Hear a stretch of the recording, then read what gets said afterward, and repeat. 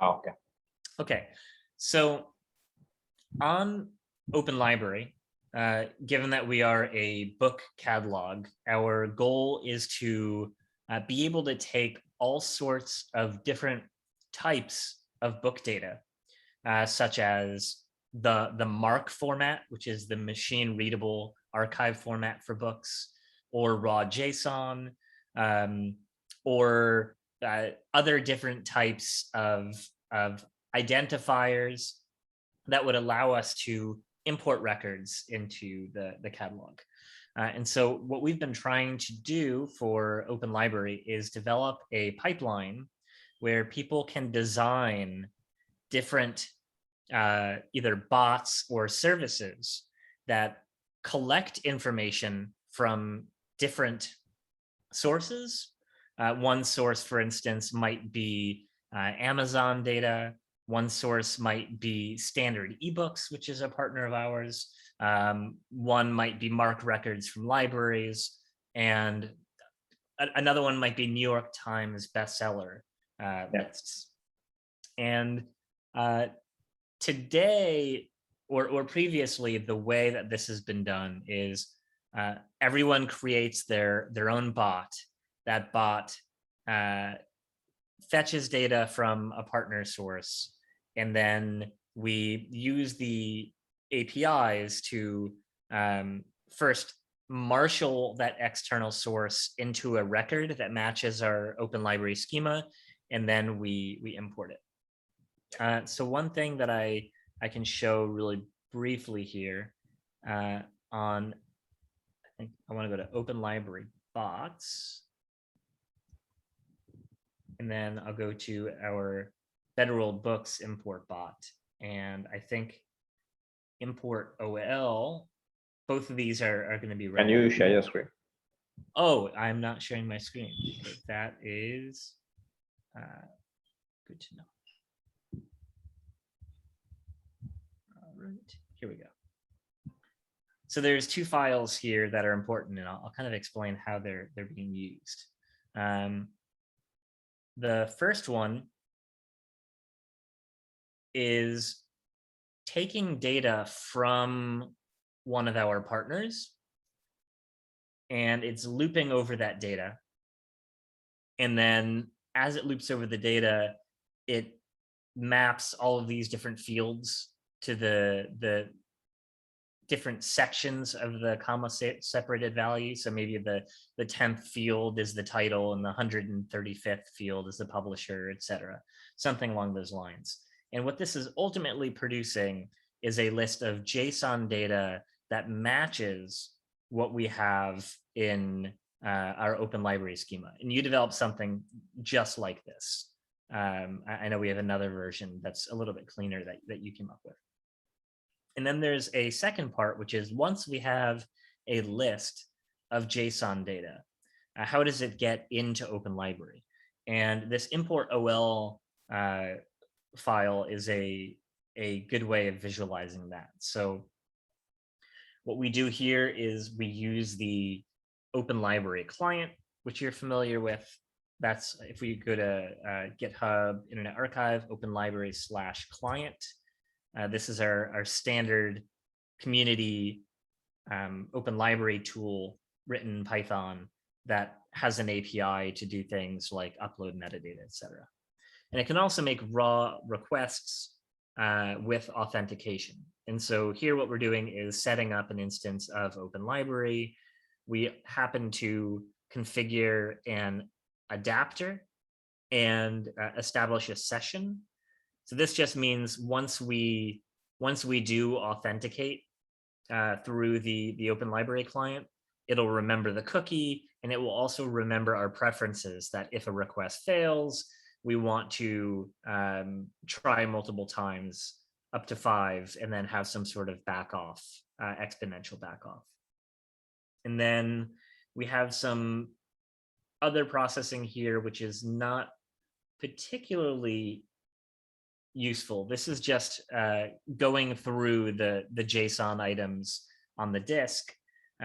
What's really important is line 43, which is where we say ol.session.post with the JSON data and the URL, which is listed above here, of the import path.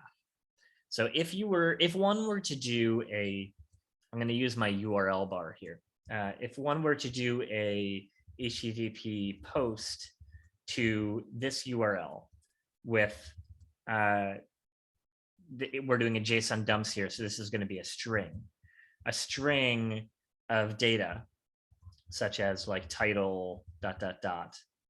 then that should be enough, assuming we have an active session, an authenticated session. So this may also require cookies and whatever else goes with it. Then this should import the item into OpenLibrary. Yeah. We do have, speaking of the OpenLibrary client, if we go into the OpenLibrary client repo and then the OL client folder, we have a directory called schemata, and this import schema.json is the schema that this API, this JSON API, is expecting. So just as one more recap, I know I'm just repeating myself, but the openlibrary.org/API/import URL is the one that accepts JSON data, and the JSON data is described by this JSON format. So not every field is required. It usually says when a field is required. So for instance, title, source records, author, publishers, published date. So that's kind of the first part here. This was an example of, I'm just going to go back once. This was an example of writing a file that fetches data from a source and marshals it into the right schema. And then the second part is this loops over the JSON data of the correct format and then makes an authenticated post to OpenLibrary at the right API endpoint. So that, any questions about that before we keep going? No, I think that's good. Okay. So this would be useful for someone if they wanted to like write a New York Times bot, which fetches data from the New York Times bestseller list, and then they marshaled that into JSON data, and then they could use the posting they could post that JSON to OpenLibrary at the import URL, and this would be a full bot. These could both be combined even into one file. One problem that people will likely experience is the authentication part, because people need specific bot access in order to write a bot that imports things into OpenLibrary at scale, at least. If someone goes to openlibrary.org and then add book, all you need is a standard account, no special access, in order to be able to create a new record. And in fact, the OpenLibrary client takes advantage of this endpoint. So even if you don't have a bot account, you can technically use the OpenLibrary client authenticated with your standard OpenLibrary account to add books into the website. But if you're trying to do anything at scale, and you want to write a bot that's processing hundreds of thousands of records, we're going to have to take a different approach, which I'll describe right now.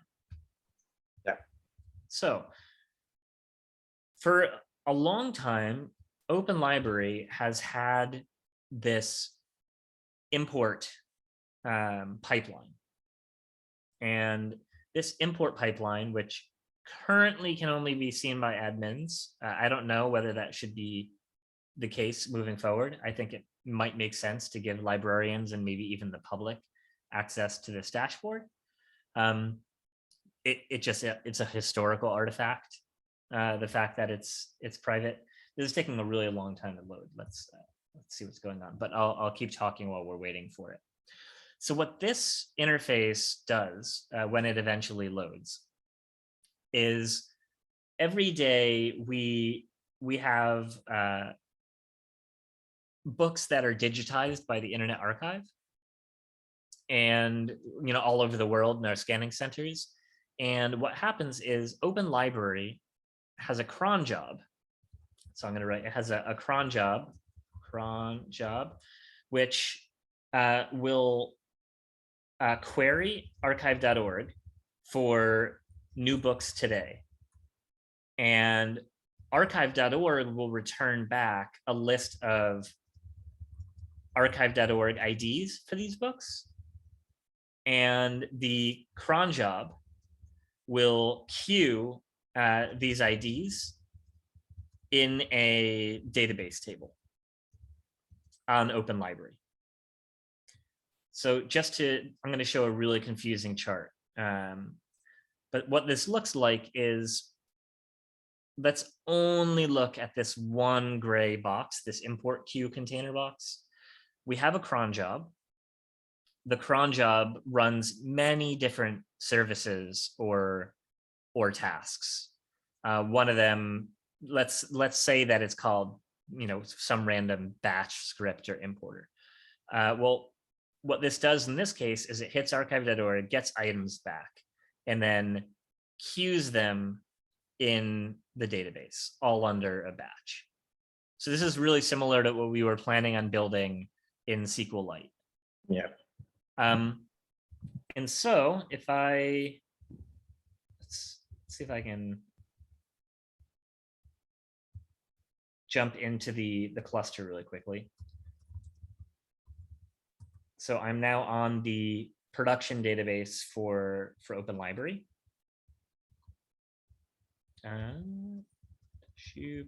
Sorry. And I'm going to connect to the Open Library database. And then I'm going to describe the import batch table really quickly. So the batch basically has a unique identifier, a name of the batch, who submitted it, and what time it was submitted. And so if I do like a select star from import batch limit 10, just to give us an idea, here we'll see that by convention, one of the cron jobs we have run is called new scans. And every month has its own batch name. So here this says, this is the batch for 2014, the month of July. And every day, this cron will either try to create a new batch if it's the first day of the month, or every day it'll look for new IDs and it will add them to the existing batch. So the batch basically serves as a record of what has been imported for what month. Does that kind of make sense? Yeah. And then there's another table, import items, which shows us a unique ID for every item we're importing, but also what batch it belongs to, which helps us see like, oh, maybe this was this month. And then it tells us if there was an error during import, what the status of the import was. Was this record already found? Was it created? Did it have a failure? And if it has a failure, let's see if we can increase this to 1,000. Okay, so this item, annual report York 1892, failed because the item is a serial. Serial meaning we determined it wasn't an inappropriate book. It was some sort of magazine or some other. And if we keep scrolling, we might see other things like item is not a book, or it's missing a MARC record, or maybe even an internal error. And maybe that's evidence that those are items we should try again because the API became overloaded or something. Right.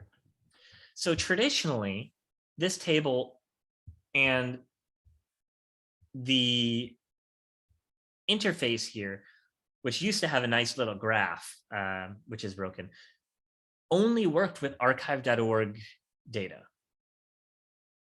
Meaning it would take an ID from archive.org that needs to be added, and then Open Library would hit archive.org and ask for its metadata. So what this would look like is I'm going to take this identifier, I'm going to go to archive.org/metadata, I'm going to post in the ID, and you can see we get tons of JSON data, such as the title, etc. And we use this to then import the record into Open Library. The nice advantage or property of using this import batch, import items flow is that we can add, you can see here, literally millions of items to the database, and it won't overwhelm Open Library. Open Library will then start to read off the database 1,000 items at a time. And I think I should be able to, I don't know if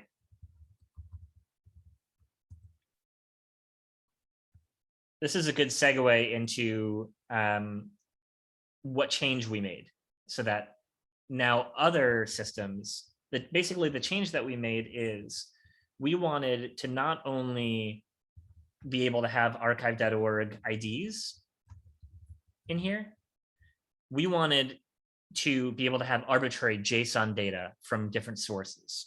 And so we added a new field called data at the end here. And now our import pipeline either looks for an Internet Archive ID or the presence of a JSON string in the database. And the JSON string is ordered when we dump it or serialize it to the database, so that the keys are alphabetized and sorted. So if 2 JSON objects get added to the database, it'll trigger a unique constraint violation and it won't add it again. So now how things we are still, just to clarify, but we're still adding all the new records, even of this data type, to the same batch which we were talking about, right? Right. So the way that, so we're still creating we have control over the batch. Right. So even with the data here, even if there is a data field, it'll still have a batch ID. So one thing I might want to do is say, I want to create a New York Times 2021-09 batch. And then I would add a bunch of JSON to that. Okay. And what I can do here is say, let's select from import item limit 10, but let's also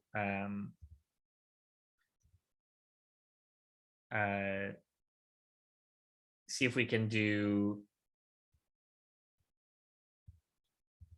see, order by the ID and then descending. What am I doing? Group by ID descending. I think there is no space in order by. What's that? I think there is no space in order by. Oh, you think it's like that? Yeah. Oh, sorry. 1 second. You should do order space by space column and then ASC or DESC IT. Order by ID. Oh, do I need the word column? No. Are you sure ID is the name of the column? I Should think be. it is. Okay. Can you put the limit at the end? I just want to check if limit is not sure if it should affect anything. There we Yeah, go. Sorry, yeah. I was being silly. Why don't we also say import item and then where data is not null. Okay, so here's an example of these new types of records which the system now allows. We can see it does have a batch ID, it has an identifier, and then we have a JSON blob that's going in here. And we can see also that the keys are ordered. Authors is first. Right. Wait is last. again, this helps ensure that we can put millions of things in, and then it gets rate limited. Yeah. So,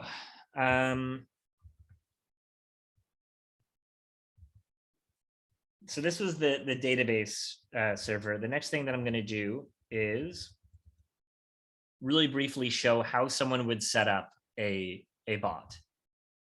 Because now we're in a world where what happens is we have a cron job.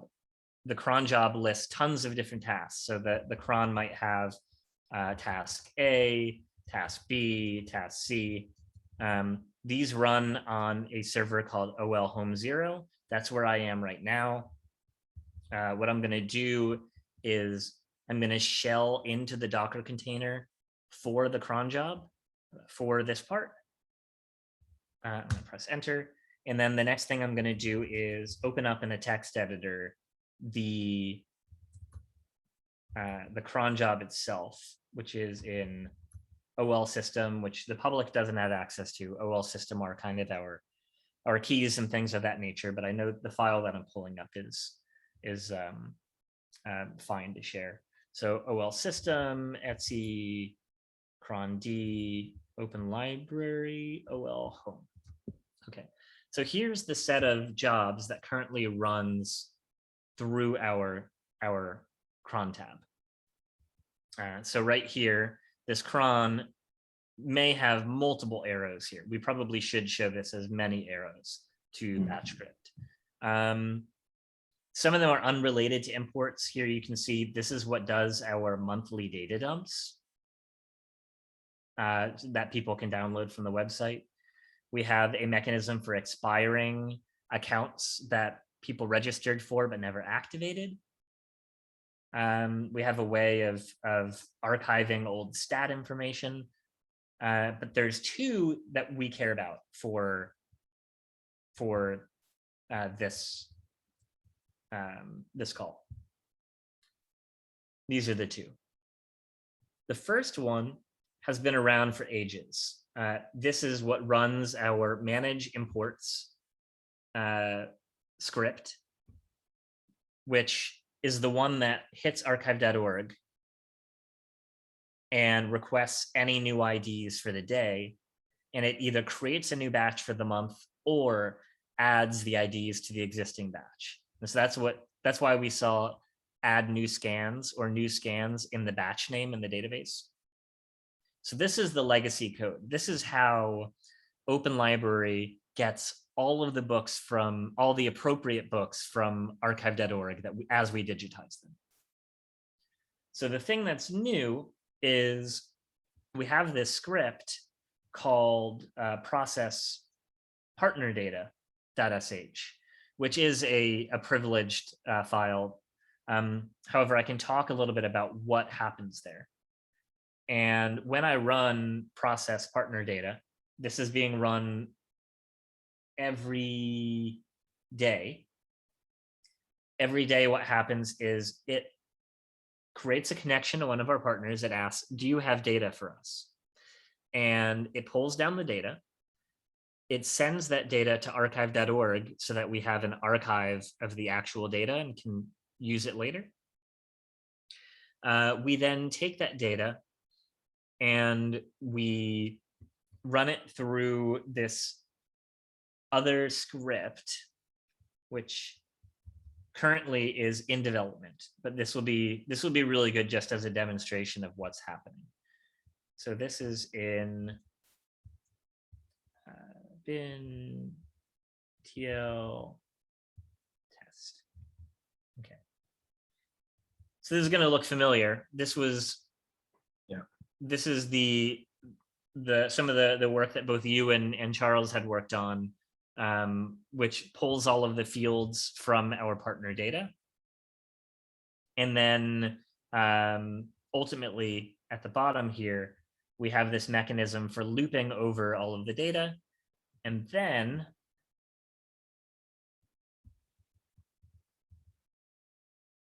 or let's start from the very bottom here. What we do is we determine what today's date is. We create a batch name. So in this case, it's Better World. This is for one of our Better World Books partners. we say the batch ID is Better World Books dash year month. So it's just like the archive.org one. We create a Yeah. batch for the entire month. And then every day we're basically adding more data to it. Then we fetch the batch if it exists already. Otherwise, we create a new batch. And then we call this main function CSV to Open Library JSON, which is right here. This CSV to Open Library JSON will load a state file and see what is the last row of CSV data that we operated on. And then it will figure out, it'll skip all of the lines that we've already done. So for instance, if our job dies and then we run this a second time, we don't want to re-import all of the old stuff. So this basically allows us to start at the correct file and the correct offset. Both of those are important, the file name and the offset. And then so I know there's a lot of code here, but the only really thing that matters is this. We take the line of data, we split it up based on the pipe. We use the class above to marshal this row of partner data into the Open Library schema, which was over wherever it was before. And then the Open Library client schema for import. That's exactly right. Yeah. And then down here, we add a batch of around 5,000 items to the batch. And then because we just did a big operation, we also update the state file on disk that tells us what file and offset we're on. And then what happens then is those data records get queued up, just like the archive.org ones used to. So by following the same pattern, someone could add a new cron task, just like this. So then we would have 3 instead of 2. Yeah. And that cron job would pull data from a partner. It would marshal it according to the schema. And then finally, it would create a unique batch that would hopefully be apropos or describing of the data source that we're using. And then the batch would submit it to the database. And then if we go back to the diagram here, then the other part of the equation here is the way that this system works, the way so everything that we've talked about so far is simply pulling data from a remote source and then queuing it in a database. We have another container living on the same machine here. So I'm gonna exit out of the cron container, sudo docker container ls. We'll see that in addition to the cron container, we also have an import bot container. And the only thing that the import bot container does is it pulls 1,000 items off of the database that don't have a status set yet and attempts to import them. So it is basically the coordinated, synchronized, rate limiting importer. And if we were to do a logs on the Open Library importer container,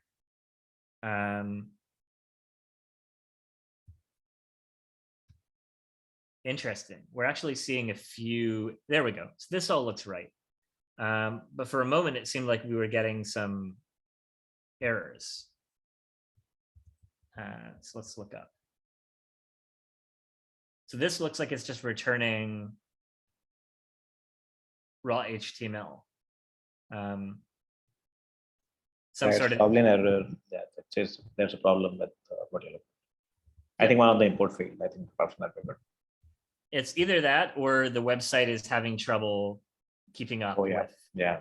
And so it returns a internal server error if there's too much load on Solr or something else. But in general, if we tail, I think we're seeing this every once in a while. So we should probably investigate. In fact, the way that we would investigate that is going back to the database and saying, library. We want to select star. I want to select count from import item, where data is not null, and status and error equals internal error, I think it was called. And so this will be very revealing. And these changes are changes that we just made pretty darn recently. Okay. So the whole entire point of this exercise for me, I loaded in around 1 million items, and I just want to see what the performance characteristics are. And so this will give us a approximate answer of how often is this import pipeline failing and what changes might we have to make. But in the future, what I would love to see is, I'm going to put this in the background and let it calculate. What I would love to see is more people adding their own batch script to the cron job. And then, then adding items to a batch.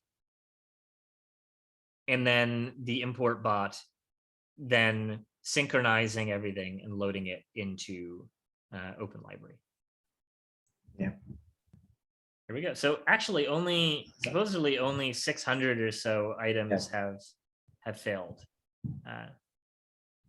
And that is kind of an overview of our current import pipeline. The other thing that we could do, which I think I showed earlier in the recording, is instead of using the batches, one can use the Open Library client with authentication and then post to /API/import the same JSON blob. So it could be done using the public APIs rather than submitting a batch to the database.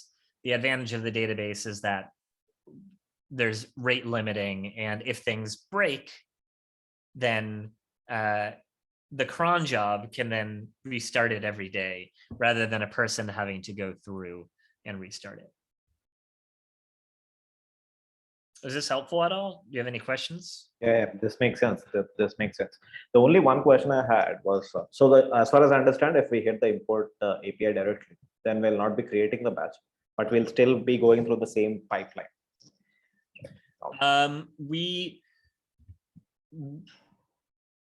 It'll be a slightly different pipeline. So what happens with I'm going to share my screen one more time here. So what's happening here is there's a layer of indirection here between the Open Library APIs and the script manage imports.py. So when we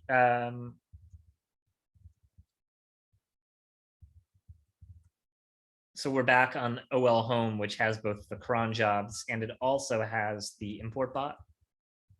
When we did a sudo docker container ls, we could see both of these here. We see the cron jobs, which lists every service that's running at some interval. And then there's also the import bot. And what import bot actually does, that's probably a useful thing for us to look at, is if I go to Open Library, Docker compose, production, and then we look at import bot runs OL import bot start. So I think that's in Docker OL import bot start. And this is calling our script manage imports with the setting import all. And so if I go into scripts, manage imports, and go all the way to the bottom, we can see that import all. Oh, sorry, that's the wrong one. Import all calls a function import underscore all, import underscore all. This calls import item find pending, which is in I'm pretty sure Open Library core import. So find pending looks at the database and asks for up to 1,000 items, and then basically wraps the database row in an item, import item. And so that's what comes back. Then we take this list of items from the database, the 1,000 items from the database, and then we iterate over them and serially do an import, and do import.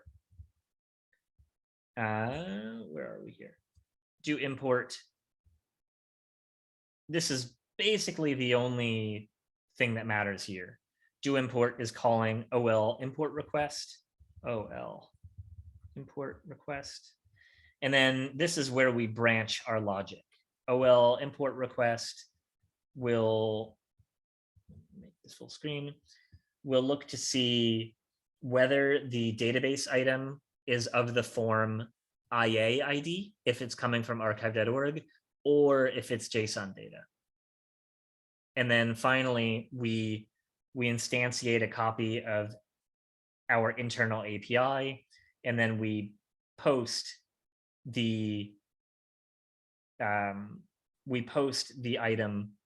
to the API, more or less like we would if we were working outside of the system. So basically, the thing that this is accomplishing is getting lots and lots and lots of records all at once into a database, and then having a runner slowly pull things off, and then ultimately use the same endpoint under the hood. Either if we're doing this manually, or if we're doing it through manage imports, the same openlibrary.org/API/import path is being called, and that is within Open Library plugins import API code and API import. So there's two paths, import API, then there's IA import API. So if the manage imports runner, if the import bot runner hits an archive.org ID, it hits this one. Yeah. Or what it does is it posts an IA ID, and then we have a way, and this is all public code, we have a way of taking the identifier, seeing whether the programmer wants us to require that this book have a MARC record, or even force the import, even if it's a serial or something else, because a partner wants it on Open Library.